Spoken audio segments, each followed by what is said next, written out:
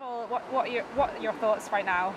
Oh, I feel so sorry for everybody who's been caught up in it, especially the people who've had a repeat, a second or a third flooding. Just the devastation, the loss of memories. I was down here late yesterday because obviously I couldn't get out to take part or help during the day. And just the tales, of the baby album that's been lost, or that game, the Monopoly that you played in childhood, and it's all just floated away. And especially when the second time somebody's been flooded out, it just makes it really hard.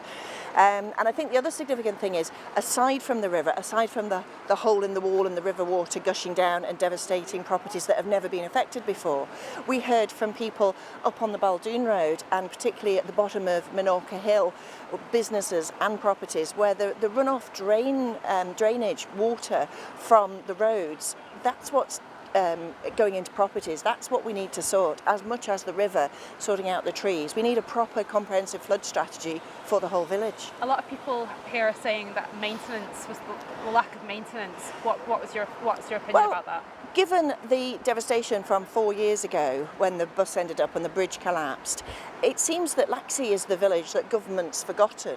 We haven't had a flood strategy. We haven't had all those agencies come together and do a comprehensive survey of the trees, the ones that are at risk, the gullies, the culverts, even the football field. They've put in thousands of pounds worth of extra drainage because suddenly last year they started getting flooded regularly with the drainage running off Quarry Road and Minorca. So something's happening, something extra. I know properties on the main road, they can't go out of their house when it rains because of the streams running outside their front door. So hopefully this will focus the minds, with the Chief Minister leading, to get all the agencies working together and do something positive for Laxey to prevent a repeat of this.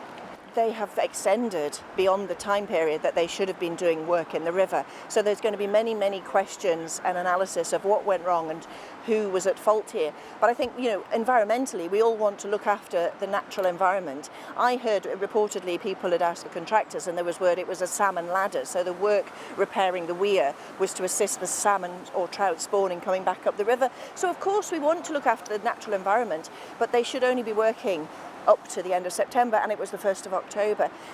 It was an amber weather warning as well, so what were they thinking? The other part that I really can't comprehend is, why chop a big hole in the wall?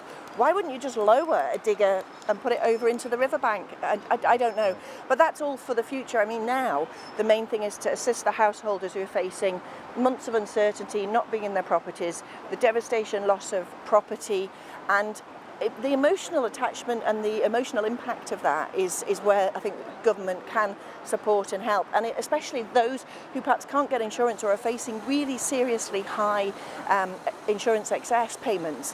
What's government going to do to assist that, and also to ensure that the necessary work is undertaken so that they can prove to their insurance agencies that this isn't going to happen again and that the problem has been resolved by all the agencies?